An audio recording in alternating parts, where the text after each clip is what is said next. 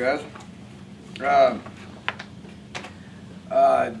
You know, coming off a bye week, it's you know, you say it's a bye week. It's far from an off week. You know, we got a lot accomplished last week. You know, we got a lot of Syracuse stuff handled before we recruited on Thursday and Friday. Came back in, had a great day on Sunday. Hopefully became better students yesterday, and then back to work today. Got about half our work done. Today and tomorrow we'll continue to focus on Syracuse, which will be a very challenging opponent. You know, which we're all aware of every game in this conference. You got to get ready to play like West Virginia learned last year. Syracuse played with more effort and more energy and more excitement for 4 quarters and ended up knocking off West Virginia. So if we need any more motivation than that, then we're out of luck. That's all I got for them this week, and that should be plenty. You know, Syracuse is a good football team. They're 4-2. They figure out ways to win. Both the opponents that they've lost to are 5-1. You know, they play a very physical brand of football. Defensively, they pressure you a ton. And, you know, going up there, first time I've been to the Dome, a lot of our players have been there. They told me it's loud and it's rowdy and it gets warm. And it's national ESPN television where there'll be a whole bunch of people watching, so it's a challenge that we look forward to. Did you see last year's game? No, I watched. I watched two sides of the ball. We watched some special team stuff, and I watched West Virginia's offense. Visited with Jeff for quite a while about, you know, what they did to West Virginia offensively to our defense, and pretty familiar with how the day went. You know, I know we jumped up to a lead, and didn't have enough excitement and energy to finish the game. So, you know, it's something we've talked about all year. Every game is a challenge. You have to get up for playing every game. You have to play your best every game. Every game is going to present its own challenges, which we know what those challenges are when it comes to this week, and we're working hard on making sure that we accomplish what we're set out to accomplish. How important is it to get off to a strong start? It helps. You know, you look back at our one road game against Maryland.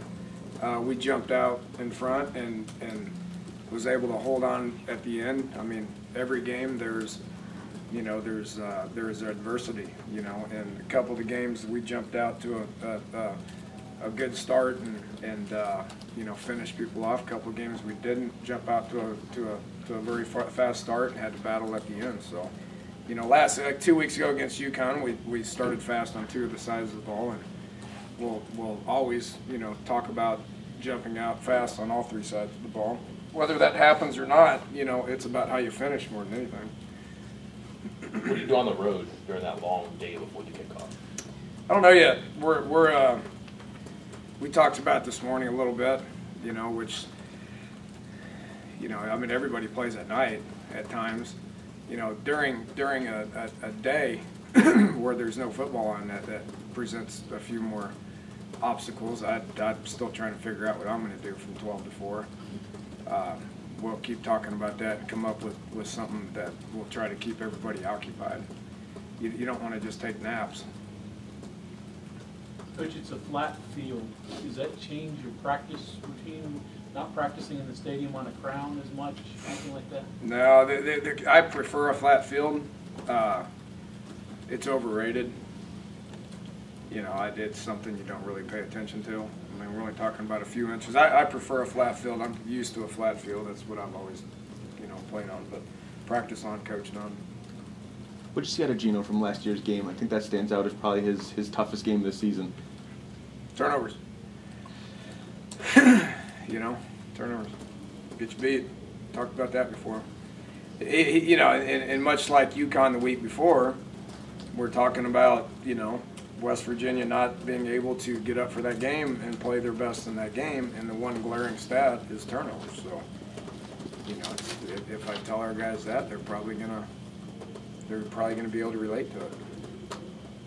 Looked like pressure bothered West Virginia last year. Syracuse got to Gino a little bit. Did you see that on the tape? Yeah, which, you know, and again, I didn't study it. I watched it. I didn't study it. They've got 6 good films of which every year their team's different, which is why I don't go back unless you absolutely have to. So, you know, they were really good defensively last year, you know, and they have the potential to be really good defensively this year, you know. So, but it's not the same team.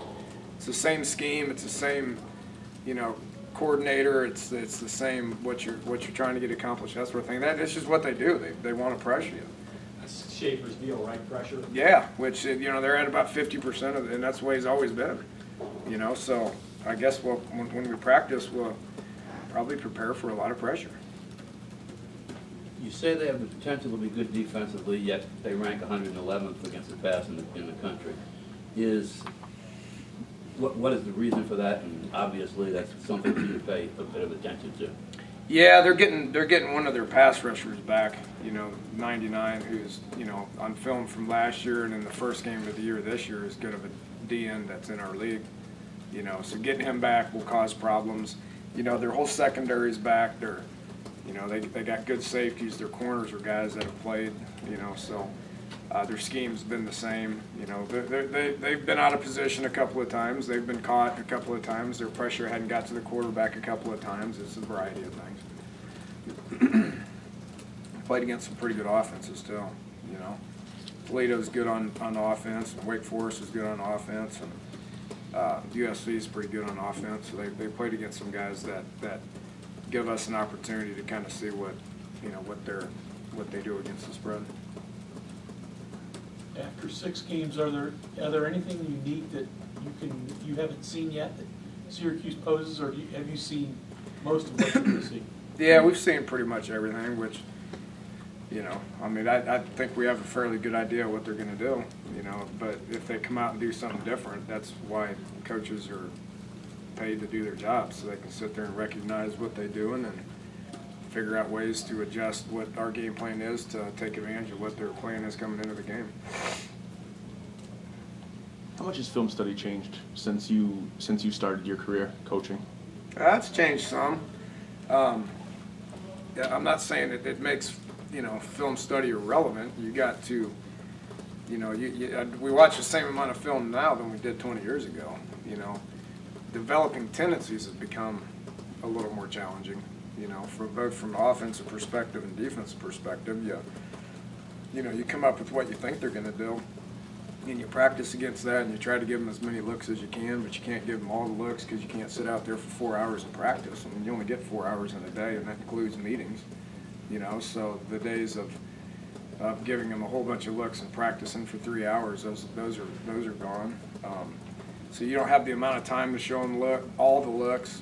You try to guess at what they're going to do in specific situations, and you practice that. But if they don't come out and do that, what are you going to do? You're going to try to adjust and be able to make it work, or are you going to throw the towel in? I guess now when it's so easy for players to get stuff maybe on their phones, on their computers, whatever. I mean, they can study film as much as they possibly could want to. Do you have to balance that between overwhelming them and giving them what they need to see? Yeah, it becomes you know, probably diminished returns at some point, where they just sit there with a blank look and don't absorb anything. You know, and film rooms are always open. You know, again, it comes down to compliance issues. You can't meet them very often. You know, you get about an hour a day that you can sit there and watch film with them, which is not enough. Which is why you encourage them to come back in, watch film. You know, take iPads home or whatever it is and watch film at home. Take DVDs home and watch it at home. Whether they really do and how much they're getting out of it probably differs from kid to kid. Doug Marone said that the big difference in this year's offense from last year's offense is Gino. He's evolved so much more as a quarterback.